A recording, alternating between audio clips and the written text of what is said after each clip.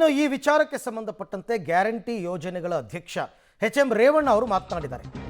Gruhalakshmi February March ಕಂತು miss ಆಗಿರೋ ವಿಚಾರ ಎಚ್.ಎಂ. ರೇವಣ್ಣ ಅವರು ಪ್ರತಿಕ್ರಿಯೆಯನ್ನು ಕೊಟ್ಟಿದ್ದಾರೆ. ಕೆಲವರಿಗೆ ಕಂತಿನ ವಿಚಾರದಲ್ಲಿ ತೊಂದರೆಯಾಗಿದೆ, ನಿಜ, ಒಪ್ಕೊಂಡಿದ್ದಾರೆ. GST ನಿಯಮದಿಂದ ಸಮಸ್ಯೆ ಆಗಿರುತ್ತೆ. ಡಿ.ಕೆ. ಶಿವಕುಮಾರ್ ಅವರು ಹೇಳಿದ್ರಲ್ಲ, ಆ ಥರ ತಾಂತ್ರಿಕ ಕಾರಣದಿಂದ ಬಂದಿರದಿದ್ದರೆ ಕೊಟ್ಟೇ ಕೊಡ್ತೀವಿ, ಗ್ಯಾರಂಟಿಗಳನ್ನು ನಿಲ್ಲಿಸಲ್ಲ ಅಂತ ಎಚ್.ಎಂ. ರೇವಣ್ಣ ಅವರ ಮಾತು. ಈಗೊಂದು ರೀಸನ್ ಸಿಕ್ಕಿದೆ. ಮೊದಲು ಇದನ್ನು ಹೇಳ್ಕೊಂಬಂದಿದ್ರು, ಟೆಕ್ನಿಕಲ್ ಪ್ರಾಬ್ಲಮಿಂದ ಹಾಕಿಲ್ಲ ಅಂತ. ಈಗ GST ಒಂದು ಕಾರಣ ಕೊಡ್ತಾ ಇದ್ದಾರೆ.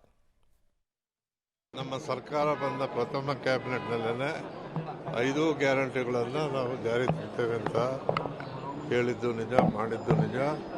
ಇಲ್ಲಿವರೆಗೂ ನಾವು ಕೊಡ್ತಾನೆ ಬಂದಿದ್ದೀವಿ. ಇಷ್ಟು ವರ್ಷ ಕೊಟ್ಟಿರೋರು ಒಂದೊಂದು ಸಾರಿ 2 ತಿಂಗಳು, ಒಂದೊಂದು ಸಾರಿ ಚೇಂಜ್ ಆಗುತ್ತೆ, ಲೇಟ್ ಆಗುತ್ತೆ, ಬಿಟ್ಟರೆ ದುಡ್ಡು ಕೊಡದೇ ಇರೋದೇನಿಲ್ಲ. ಇಷ್ಟು ವರ್ಷನೂ ಕೊಟ್ಟಿದ್ದೀವಿ. 2-3 ವರ್ಷದಲ್ಲಿ ಯಾವತ್ತೂ ಕೂಡ ನಿಂತಿಲ್ಲ. ಇಂಥದ್ರಲ್ಲಿ ಯಾರೋ ಬೇರೆ ಬೇರೆ ವಿಷಯಕ್ಕೆ ಒಂದು ಸ್ವಲ್ಪ ಜನಕ್ಕೆ ತೊಂದರೆ ಆಗಿದೆ. ಯಾವುದು GST ಪೇಯರ್ ಇದ್ದರೆ, IT ಪೇಯರ್ ಇದ್ದರೆ, ಅಥವಾ ತಾತ್ಕಾಲಿಕವಾಗಿ ಏನೋ ಒಂದು ಪರ್ಚೇಸ್ ಮಾಡಿದಾಗ GST ಎಂಟ್ರಿ ಬಂದು ಮಿಸ್ಟೇಕ್ ಆಗಿದೆ. ಆ ಥರದ್ದು 1.5 ಲಕ್ಷ ಇತ್ತು, ಅದನ್ನು 59,000 ಕ್ಲಿಯರ್ ಮಾಡಿದ್ದೇವೆ. ಅದರಿಂದ ಈ ಸಾರಿ ಆಗಸ್ಟ್ವರೆಗೂ ಕೊಟ್ಟಿದ್ದೇವೆ.